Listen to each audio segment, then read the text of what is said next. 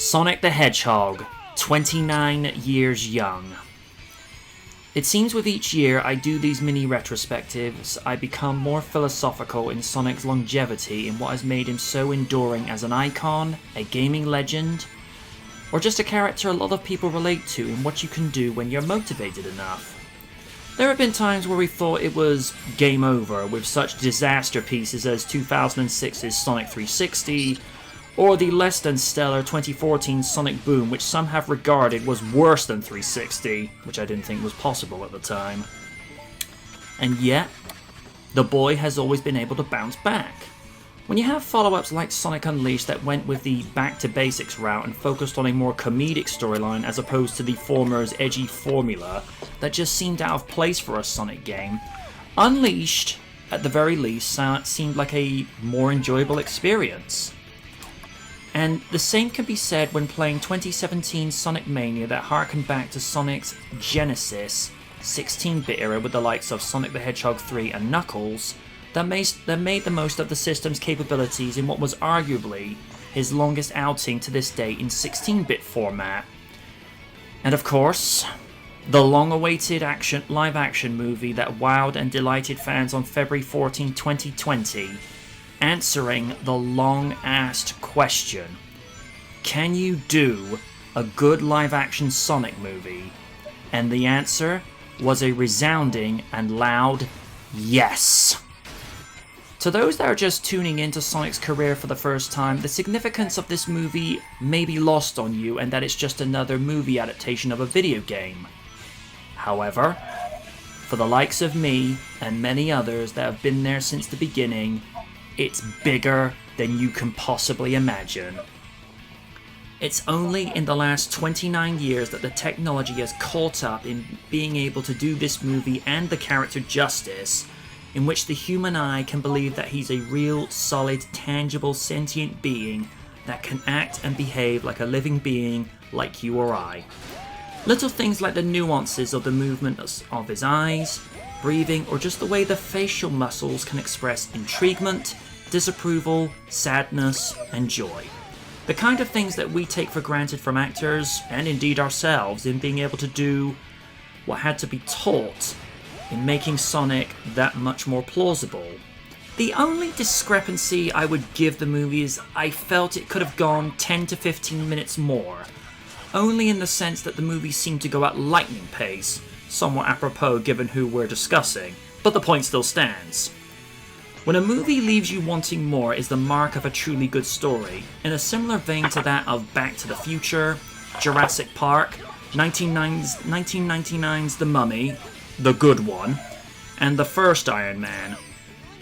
Sonic also broke the curse of movie adaptations of video games in not only being faithful to the source material, but also pleasing fans current and new, and being extremely profitable at $306.8 million.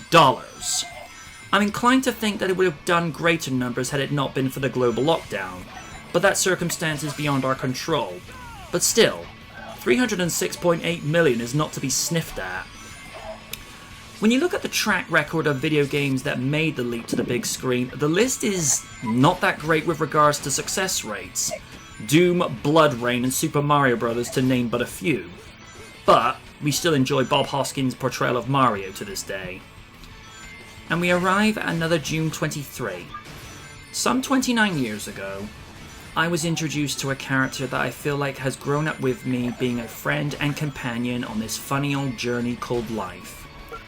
Sonic has gone through many changes from his early days as a side-scrolling platform series to being a TV star in 5 animated series spanning from 1993's Adventures of Sonic the Hedgehog to 2014's Sonic Boom, which ironically was more enjoyable than the game of the same name. He made the jump to 3D with 1999's Sonic Adventure and many follow-ups from 2011's Sonic Generations to Sonic Forces in 2017.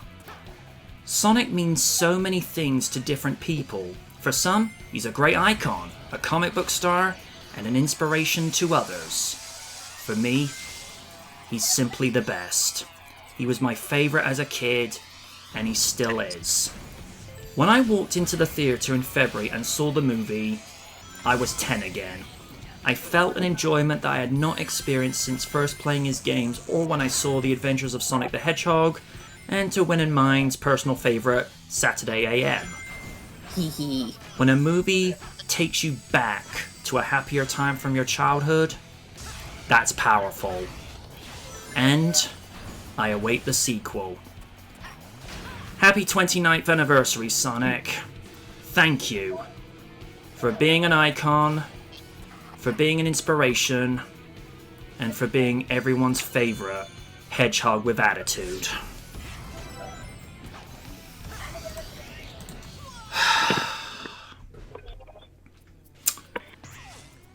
$29 on Tuesday. Blimey.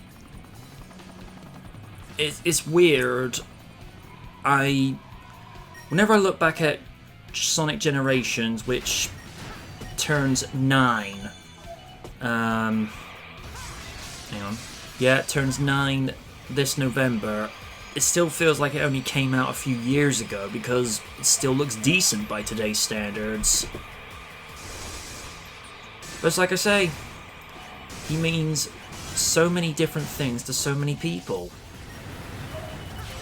Sean Retro says, we're old. No, sir. No. I don't like correcting people, but I feel this is one of those times. No one is old. Old is a state of mind where you refuse to learn anything new, and as such, that's when you truly start to age, because imagine somebody never learning how to use the internet. The internet is constantly changing, so therefore people are constantly learning how to, to better map it and what have you. We are simply young or distinguished, because distinguished means you're seasoned, but you can still go some. So, in that respect, Oni goes and says he's old at 30. No. 30 today is considered like the new 20. So, Dan says, Adventures of Sonic the Hedgehog was the first Sonic media ever to introduce me to the character. I hadn't even known he was a video game character at that time. When and I could tell you back then, when Adventures of and Satam first came about in '93, Sonic was only 2 years into his career at that time, and hearing the first words out of Jaleel White's mouth in Super Special Sonic Search and Smash Squad, I'm hearing him speak and I'm like, they nailed it.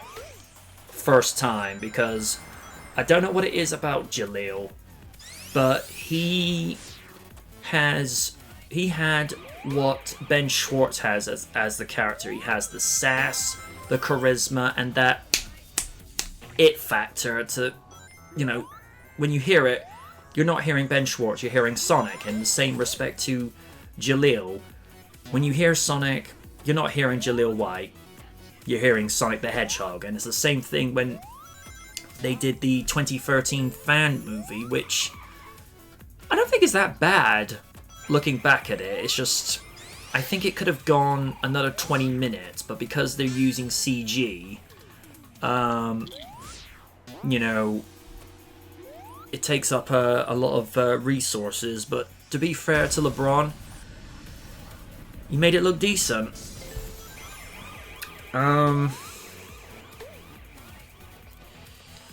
Win, as the fellow hardcore resident Sonic fan, did you ever think he could last this long and still thrive in this day and age? It's hard to say. There was a few bumps on the road, but regardless of those bumps, he always managed to spring back up without too much trouble. It transcending into 3D, improving upon gameplay, just powering through criticisms from half-assed journalist sites like IGN. We don't talk about them. Oops. No, I was like, we don't talk about them. Yeah, but powering through all that and other sites that just kind of shit on the games even when they're good. I'd like to say he's a survivor. If he can survive Robotnik and his SWAT bots, then he can survive people shitting on his games with confirmation bias. And in this case, he kind of made them eat their words with a really, really great movie. Mm-hmm. Yep. And a really good game through Mania. I was not expecting to enjoy that as much as I would, because a lot of people thought, oh, it's just rehash of old Sonic levels. Like when it can take, through the first act of Green Hill, where you think it's what you know, and then it does a 180. You think, okay, Christian Whitehead, you have my attention. My only gripe with that game is they could have done more original zones instead of just bringing back a bunch of iconic ones. I mean, don't get me wrong, Green Hill is Green Hill, but it has been overused to a point. I mean, why not bring back Emerald Hill? Really underrated as a zone. The only TV series that it's kind of a guilty pleasure, but it's one I don't like to acknowledge too much, is Underground. Only in the sense of you have the arts, what looks like an evolved art style of Saturday AM, and even a statue of King Maximilian Acorn. Yet there's no Sally, there's not even a Tails, and you've got Jalil voicing not just Sonic, but he's voicing Manic and Sonya as well, which for a time was a little bit jarring because he couldn't distinguish between the three of them, but after a few episodes it's like, okay, I got this. But I don't know. There are some episodes that are better than others, and there's other ones where I'm like, oh good lord, did they really make that? One that I feel like left fans divided was Sonic X. Simply from the perspective of, I feel like they botched the adaptations of Sonic Adventure and Sonic Adventure 2, and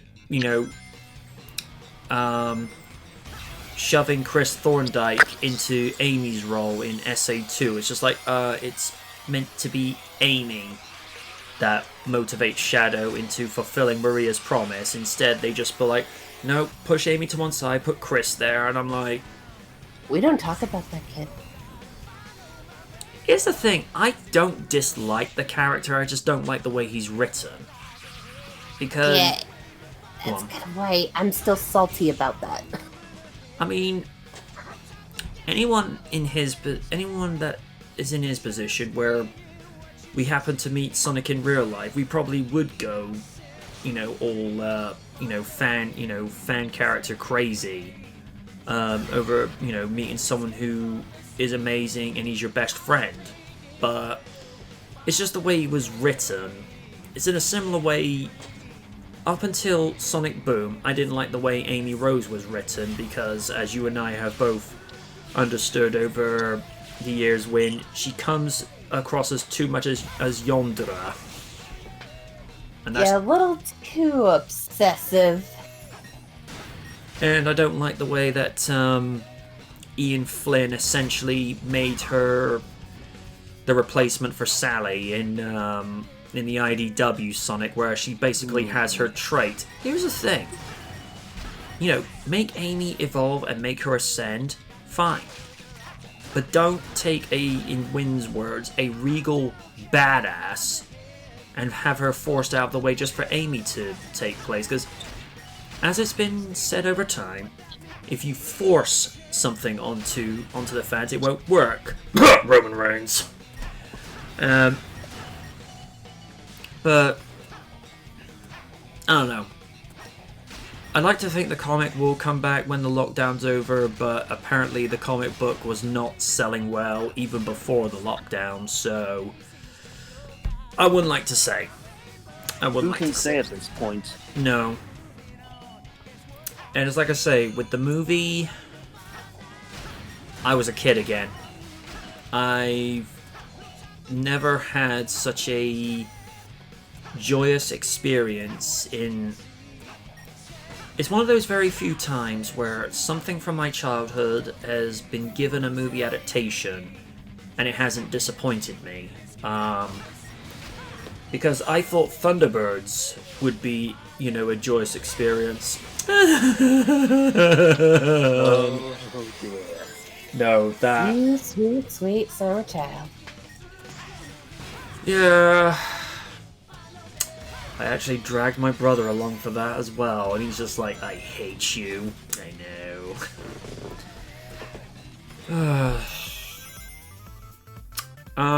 Raiden, same question to you.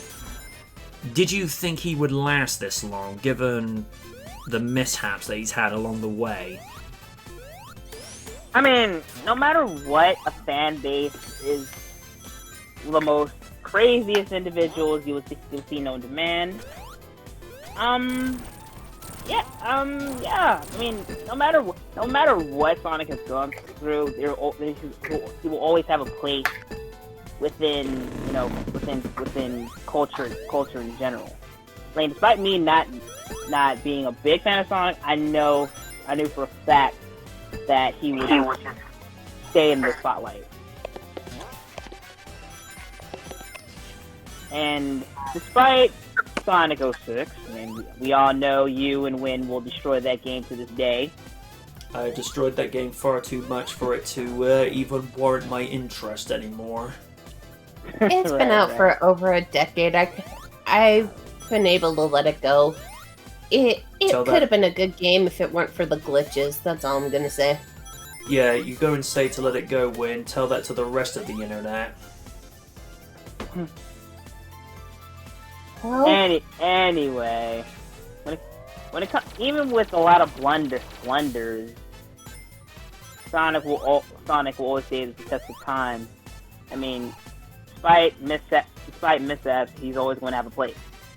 And the movie that came out this year proved it. I feel like we live in a time now, like no matter what crazy shit you go through, you're still going to have a place. Like, of course, look at Sonic, look at Mega Man, look at, of course, the Mario Bros. And Nintendo in general. You may not think the characters matter, but no matter what some people will say, they'll always have a place within people.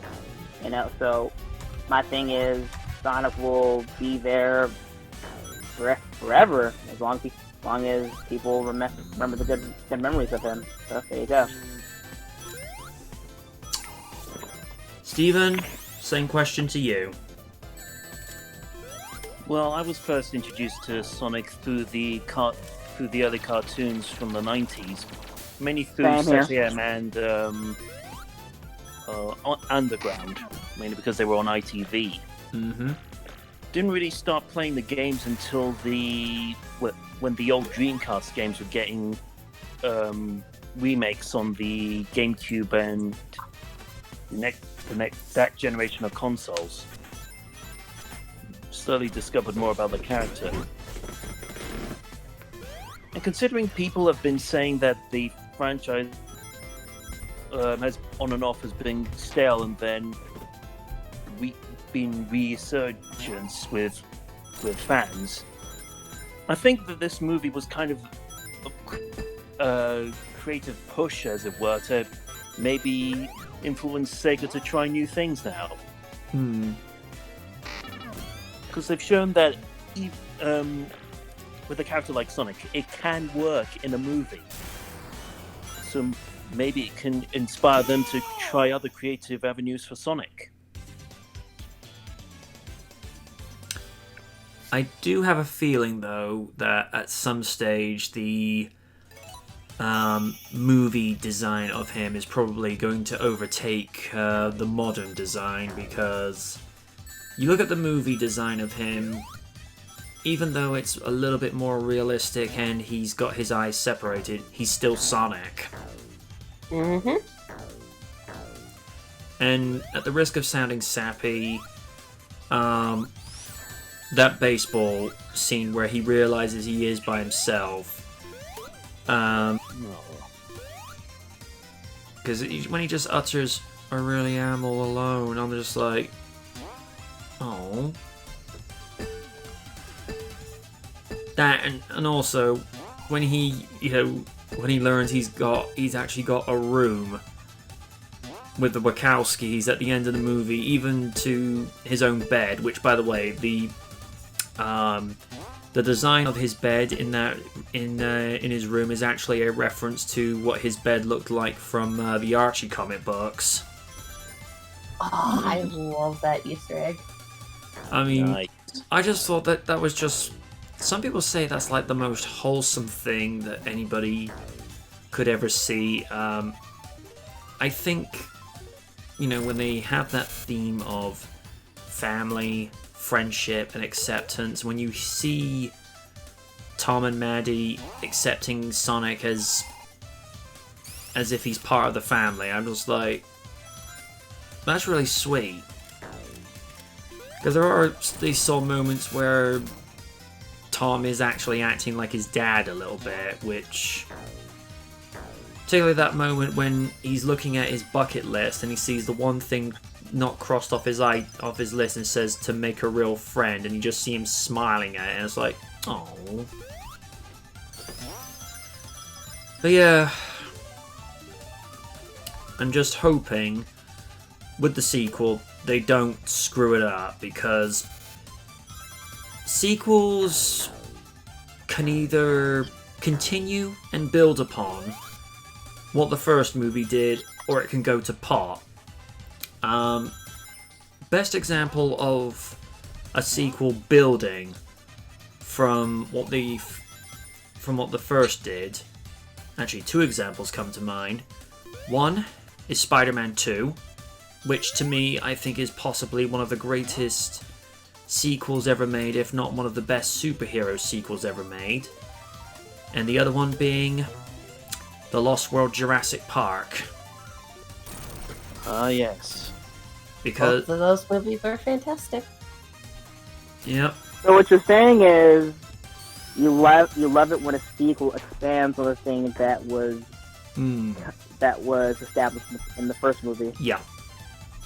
Yeah, I get what you're saying, because for me, I'll always go back to my personal favorite sequel in superhero movies, Blade 2. Yeah, Blade 2 was Especially great. how, especially how Guillermo del Toro saw the first movie and he expanded that with a different idea. Yeah. And Deadpool 2 was great too. Yep. Dan's just saying, I had a dream about the Sonic movie sequel. Robotnik was running for president and Metal Sonic was disguised as Sonic, wearing the skin of the 2019 design. Oh, good lord, no. Oh my god. Oh no. Dan, don't put ideas into people's heads so people could go, Robotnik man bad. Or for a bit more sync, Eggman bad. And knowing Jim Carrey, he probably would have a hairpiece like the Troyster, and it's just like, Carrey, don't do it. Might. He's been pretty good about focusing on films, though, to be fair. After all, he nailed it as Robotnik. Oh, yes. I had my reservations before going in because Jim Carrey had not been that kind of wacky, balls to the walls energy. Probably not since Bruce Almighty, or to some extent. Yeah. Or probably to some extent, probably not since his Ace Ventura days. We don't talk about When Nature Calls. There was a lot of crazy things. You can also trace it back. You can also trace it back to his beginnings in stand-up sketch comedy and like in Living Color. Yeah, especially Fire Marshal Bill. Yes. But That dude was insane. I loved it. but the way he portrayed Robotnik, when first scene when he's out by the baseball field, I was looking at him and I'm like, oh good lord, he literally is trying to be like Dr. Ivo Ventura Botnik. I'm like, it works. Yes. I was actually waiting for him at one stage to go, oh, righty then, Sonic. I was just like, come on. Yeah, you could kind of tell that a spark's been rekindled. Dan saying, still, I wouldn't mind seeing an on-screen fight with 2020 movie Sonic versus 2019 movie Sonic. It could be like when the real Godzilla fought Zilla in Godzilla Final Wars. Oh yeah, the fight that lasted only a minute. Yep. That was hilarious. It was even shorter than the T-Rex versus Spino fight in Jurassic Park 3. We don't talk about that. Oh god, that's not, no. Which is why when they had Rexy fight the I-Rex in Jurassic World, she smashed through the Spinosaur because it was the movie's producers saying, yes, we know, we screwed up. And it's just like, yeah, it took you 14 years to realize that. Hey back, you son of a bitch. Here's the thing. You don't derail your star of the franchise. The T-Rex is the star of the Jurassic Park franchise. Buffy is the star of the Buffy franchise. People can say what they want. Even though Iron Man is gone, Iron Man is the franchise player of the MCU. He is the reason that people were there in the first place. Even though Superman is probably still considered the flagship of DC Comics, let's be real, it's Batman. Uh-huh. Let's not kid ourselves. And I mean, out of every DC superhero, he's had the most live action films and the most animated. Yep. Mm-hmm. I can tell you, we both looked through the abyss. But you want to know the difference? You blinked. So yeah, I don't want to see, the 2019 design versus 2020. I mean, it's like I've said before, I get what they were going for. They were trying to make it so that the physics would work in live action, but it's like if you took Sonic and have him do the fusion dance with Slender Man, and that's what the result you would have gotten. No! Oh, goody. God. Oh, goody! Mental pictures. Did not need a picture of that. But that's the point I'm trying to get at. It's unnecessary nightmare fuel that didn't need to be put there. So, with the sequel, I'm hoping they're not going to do a cliche thing where Tails decides to get between Sonic and the Wachowskis, because it's just like, that defeats the purpose of what they did in the first movie, where he actually had the one thing that people took for granted, which was having a home. Actually being taken in and being accepted as a member of a family when he, lived by himself, as for all intents and purposes, as an orphan, from when I think he's supposed to have been about 3 or 4 when he comes to Earth. And he's living by himself out in the woods, fending for himself for 10 years. I think the way I see with that plot is like Tails trusts only but Sonic, and I feel like at first he will be a little racist to the Wachowskis. Maybe over time Tails will warm up to them, but I guess it'll be like a crazy plot that has something called, that Nostalgia Critic has called it, the liar reveal plot, which I can agree that I hate that shit. But I feel like it will be done organically than just forced, because I feel like with any liar reveal plot, it's always annoying to say, oh, I don't like you anymore, and then a couple of seconds of the film, hey, we like you again. Like, yeah. I don't know. That's the way I think that's the way I see it what's the next? And of course, from what we're also hearing is The Rock is in talks to play Knuckles. Yes. I like that. Yeah. I'm imagining Knuckles giving someone the rock bottom. I can see it being done because They will do it. They will definitely do that. Because Rock has actually delivered that move in 2 movies. He did that as Beck in The Rundown, when he's in the club and just after Schwarzenegger walked past him and said good luck. And the other time was Fast 8, when he did that to like a job in Germany. So, you know, I can imagine, I don't know what they'll probably call it, but they'll probably, I don't know, like the Knuckles Smackdown or something of that nature.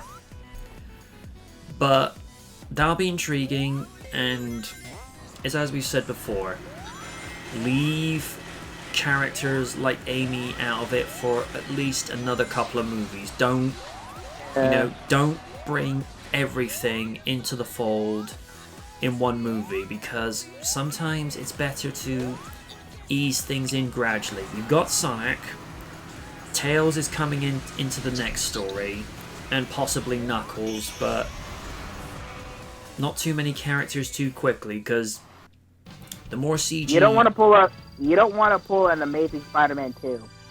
Please, no. And also because CG is not cheap.